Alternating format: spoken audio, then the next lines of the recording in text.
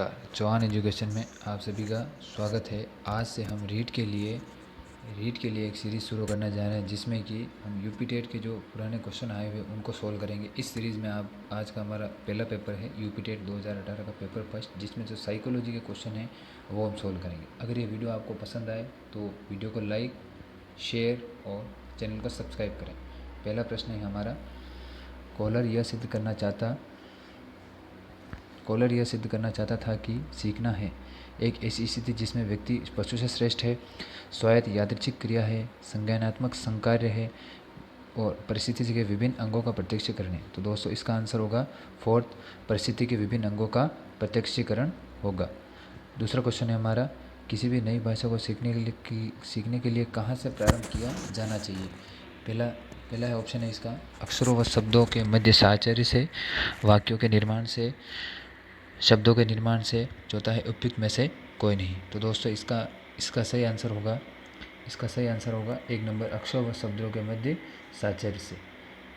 तीसरा क्वेश्चन है हमारा, समावेशी कक्षा में किस प्रकार के छात्र शामिल होता है या फिर होते हैं।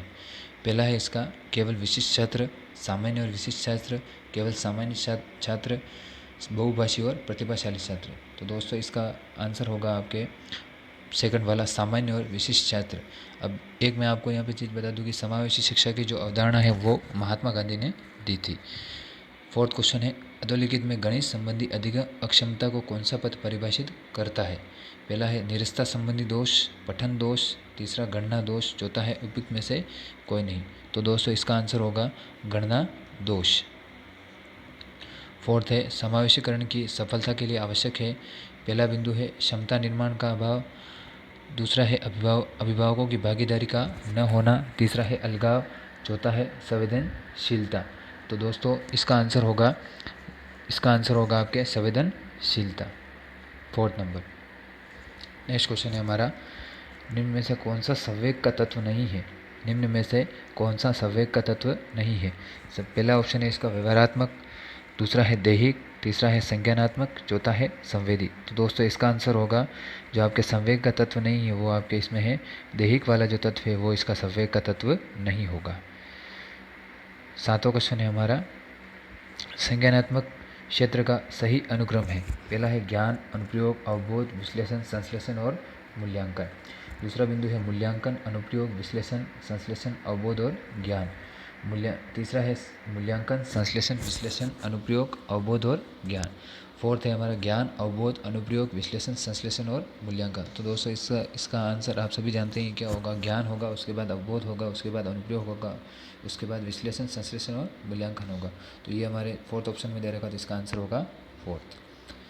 आठवां क्वेश्चन है आपके, निम्न में से कौन सा अच्छे शिक्षण की विशेषता नहीं है। ध्यान से पढ़ना दोस्तों, नहीं है पूछा है इसमें। निम्न में से कौन सा अच्छे शिक्षण की विशेषता नहीं है। पहला है स्वेच्छाचारी, दूसरा है जनतांत्रिक, तीसरा है सहानुभूतिपूर्ण, चौथा है वांछनीय सूचनाएं देने वाला। तो दोस्तों इसका आंसर होगा आपके स्वेच्छाचारी। क्या होगा दोस्तों, स्वेच्छाचारी। नवा क्वेश्चन है, अभिप्रेरणा का प्रत्याशा सिद्धांत किसके द्वारा दिया गया। अभिप्रेरणा का प्रत्याशा सिद्धांत किसके द्वारा दिया गया। तो दोस्तों ये आपके नया क्वेश्चन है रीड के लिए, जो कि रीड की बुक में कहीं पे भी दिया हुआ नहीं है। इसका आंसर होगा आपके, पहला है इसमें विक्टर ब्रूम, दूसरा है मास्लो, तीसरा है हर्ज़बर्ग और चौथा है स्किनर। तो दोस्तों इसका आंसर होगा विक्टर ब्रूम, जो कि विक्टर ब्रूम ने यह सिद्धांत दिया था 1964 में। कब दिया था दोस्तों, 1964 में। 10वां क्वेश्चन है हमारा, अग्रिम व्यवस्थापक प्रतिमान किस परिवार से संबंधित है। अग्रिम व्यवस्थापन प्रतिमान किस परिवार से संबंधित है। फर्स्ट ऑप्शन इसका वैयक्तिक, दूसरा है सामाजिक अंतःक्रिया, तीसरा है सूचना प्रक्रियाकरण, चौथा है व्यवहार परिमार्जन। तो दोस्तों इसका आंसर होगा सूचना प्रक्रियाकरण। कौन से ऑप्शन में दे रखा सूचना प्रक्रियाकरण दोस्तों, तीसरे ऑप्शन में। तो इसका आंसर होगा आपके तीसरा। 11वां क्वेश्चन है अपना, कौशलों के स्थानांतरण के लिए कौन सा उपयोगी है। तो कौशलों के स्थानांतरण के कौन सा उपयोगी है। इसमें पहला ऑप्शन दे रखा है, कौशल अंतरण एक गति है न कि उद्देश्य। दूसरा है रेखीय अभिक्रम, चौथा है शाखी अभिक्रम, तीसरा है शाखी अभिक्रम, चौथा है तैयारी और अर्जन। तो दोस्तों इसका आंसर होगा आपके तैयारी और अर्जन। क्या होगा दोस्तों, तैयारी और अर्जन। एक बात और बता दो दोस्तों, रेखी अभिक्रम जो यहाँ पे दे रखा है, इसका मतलब है रेखी अभिक्रमित अनुदेशन, जो कि आपके स्किनर ने दिया था, और दूसरा है आपके शाकी अभिक्रम, जो कि नॉर्मन क्राउडर ने दिया था। ठीक है, शिक्षण वीडियो में आता है ये आपके 2। अगला आपके 12 क्वेश्चन है, निम्न में से कौन सा शिक्षण का सूत्र नहीं है? ये तो आप सबको पता ही होगा दोस्तों।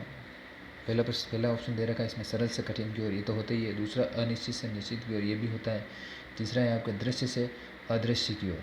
तीसरा है आपके दृश्य से अदृश्य की ओर। चौथा है आपके निगमन से आगमन की ओर। तो दोस्तों इसका आंसर होगा आपके 3 नंबर, दृश्य से अदृश्य की ओर। ऐसा कोई शिक्षण सूत्र नहीं होता है।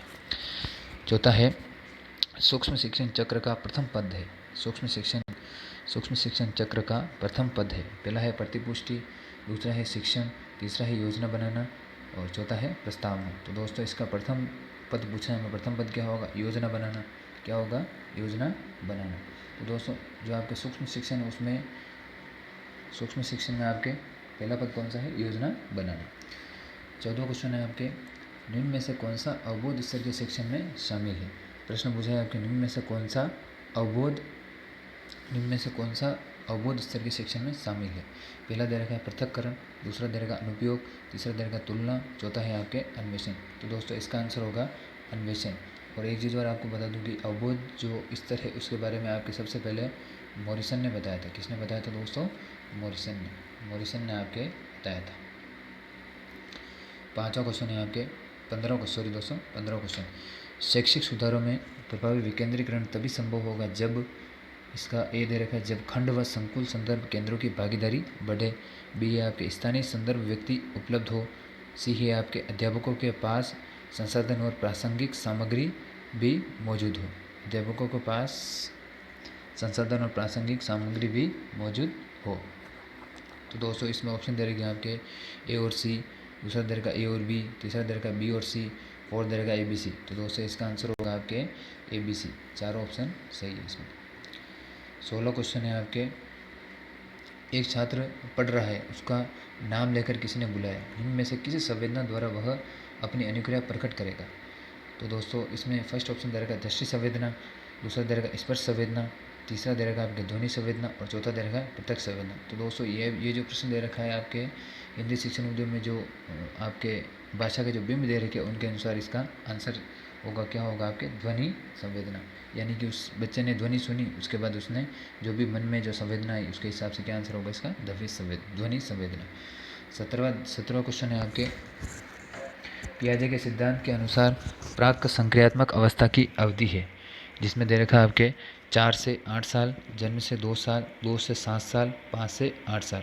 तो दोस्तों आप सभी को पता है पियाजे ने कितनी अवस्थाएं बताई है? 4 अवस्थाएं बताई है। ठीक है, 4 अवस्था में से जो फर्स्ट अवस्था है वो 0 से 2 साल की होती है, उसके बाद 2 से 7 साल की होती है दूसरी अवस्था, जिसको अपन क्या कहते हैं? प्राक संक्रियात्मक अवस्था कहते हैं। तो दोस्तों इसका आंसर क्या होगा? 3 नंबर। ठीक है दोस्तों, इसका आंसर होगा 2 से 7 साल।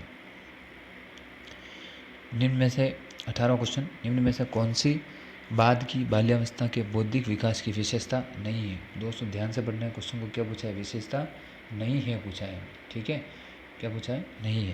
पहला है आपके भविष्य की योजना की सूझबूझ, विज्ञान की काल्पनिक कथाओं में अधिक रुचि, बढ़ती हुई तार्किक शक्ति, काल्पनिक भाषाओं का अंत। दोस्तों इसका आंसर क्या होगा? भविष्य की योजना की सूझबूझ, जो कि आपके भविष्य की योजना की सूझबूझ की अवस्था कब आती है? आपकी किशोरावस्था में आती है। इसमें क्या पूछा है? बाल्यावस्था के बौद्धिक विकास की विशेषता नहीं है, ये बाल्यावस्था में नहीं होता। इसका आंसर क्या होगा? 1 नंबर।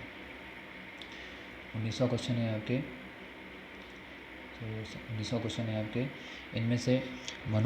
इनमें से कौन सा मनोवैज्ञानिक की जो भाषा विकास से संबंधित है? ये दोस्तों सभी जानते हैं आप, कौन सा वैज्ञानिक है? चॉम्स्की कहाँ दे रखा है? Option number 3। 20वां क्वेश्चन, थॉर्नडाइक ने अपने सिद्धांत को किस शीर्षक से सिद्ध किया था?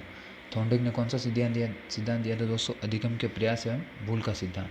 ये दे रखा है आपको ऑप्शन नंबर 2 में। और थॉर्नडाइक ने प्रयोग किसके ऊपर किया था? भूखी बिल्ली के ऊपर। ये भी आपको ध्यान रखना है। 21वां क्वेश्चन, गिरोह अवस्था किस आयु वर्ग एवं विलंब विकास से संबंधित है? दोस्तों इसमें प्रश्न पूछा है गैंग एज कब होती है? गैंग एज आपको पता है कौन सी एज होती है? गैंग एज बाल्यावस्था जो होती है ना, 8 से 10 वर्ष की, उसको अपन क्या बोलते हैं? गैंग एज बोलते हैं। ठीक है, तो इसमें ऑप्शन आपका कहाँ पे दे रखा है? गैंग एज का 8 से 10 वर्ष एवं समाजीकरण का। इसका आंसर क्या होगा दोस्तों? इसका आंसर होगा आपके 8 से 10 वर्ष एवं समाजीकरण। समाजीकरण के बारे में दूसरा प्रश्न पूछा हुआ, इसमें ध्यान से देखो। विलंब विकास से संबंधित, विलंब विकास से संबंधित मतलब समाजीकरण। 23वां क्वेश्चन है, निम्न में से अधिगम में योगदान देने वाले मनोवैज्ञानिक कारकों में कौन सा शामिल नहीं है। इसमें भी दोस्तों क्या पूछा है, नहीं है पूछा है हमें। तो अधिगम की जो योगदान देने वाले मनोवैज्ञानिक कारकों में कौन सा शामिल नहीं है। पहला दर्ज अधिगम की इच्छा, दूसरा दर्ज प्रेरणा, तीसरा दर्ज रुचि और चौथा दर्ज विषय वस्तु का स्वरूप। तो दोस्तों इसका क्या आंसर होगा, विषय वस्तु का स्वरूप। विषय वस्तु का स्वरूप ऑप्शन दे रखा है आपको, ऑप्शन नंबर 4। नेक्स्ट क्वेश्चन है हमारा, निम्न में से सामाजिक मूल्य कौन सा है। पहला ऑप्शन दे रखा है सहायतापरक व्यवहार, दूसरा है प्राथमिक लक्ष्य, मूल प्रवृत्ति और आक्रामकता की आवश्यकता। तो दोस्तों सामाजिक मूल्य मतलब समाज में अपन रहते हैं तो समाज में कैसा व्यवहार करते हैं, सहायतापरक व्यवहार करते हैं। तो इसका आंसर क्या होगा, सहायतापरक व्यवहार। नेक्स्ट दोस्तों 25वां क्वेश्चन, पश्च अन्वेषण तथा साधन साक्ष्य विश्लेषण निम्न में से किसके उदाहरण हैं। पश्च अन्वेषण तथा साधन साक्ष्य विश्लेषण निम्न में से किसके उदाहरण हैं। पहला इसका स्वतः शोध के, दूसरा एल्गोरिथम के, तीसरा है मानसिक वृत्ति के, चौथा है प्रक्रियात्मक स्थिरता के। तो दोस्तों इसका आंसर होगा आपके एल्गोरिथम का। 26वां क्वेश्चन, सीखने के वक्र अभ्यास द्वारा सीखने की मात्रा, गति और प्रगति की सीमा को ग्राफ पर प्रदर्शित करते हैं, यह किसने कहा था। तो दोस्तों ये परिभाषा आपके एबिंगहास ने दी थी। किसने दी थी, एबिंगहास ने। क्वेश्चन नंबर 27, निम्न में से कौन सा थॉर्नडाइक के अधिगम के प्राथमिक नियमों में शामिल नहीं है।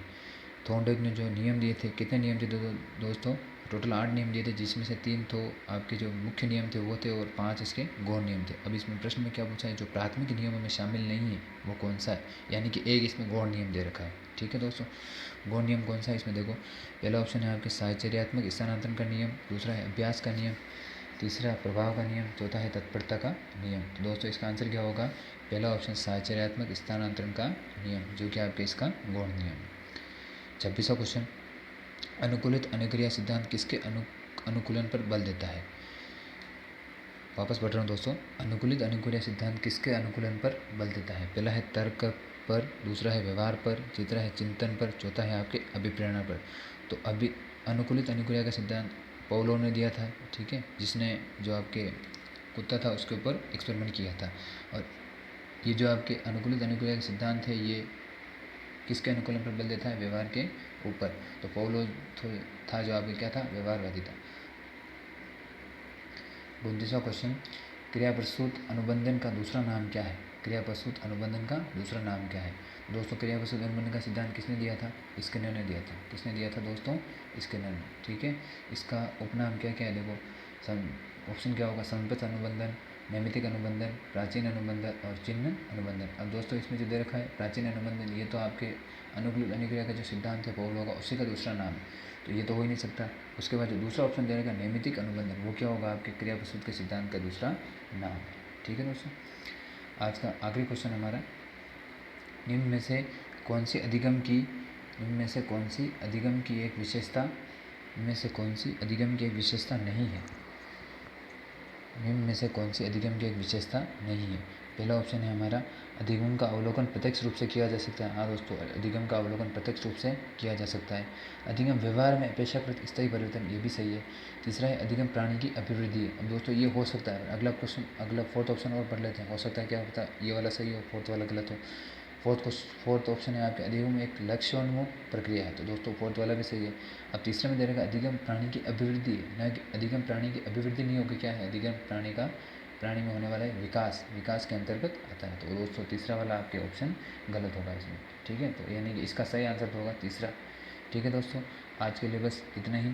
कल और मिलते हैं अपन नई वीडियो के साथ, जिसमें हम इसी पेपर के जो हिंदी के क्वेश्चन हैं वो सोल्व करेंगे। ठीक है दोस्तों, अगर आपको वीडियो पसंद आए तो लाइक, शेयर और चैनल को सब्सक्राइब करना ना भूलें।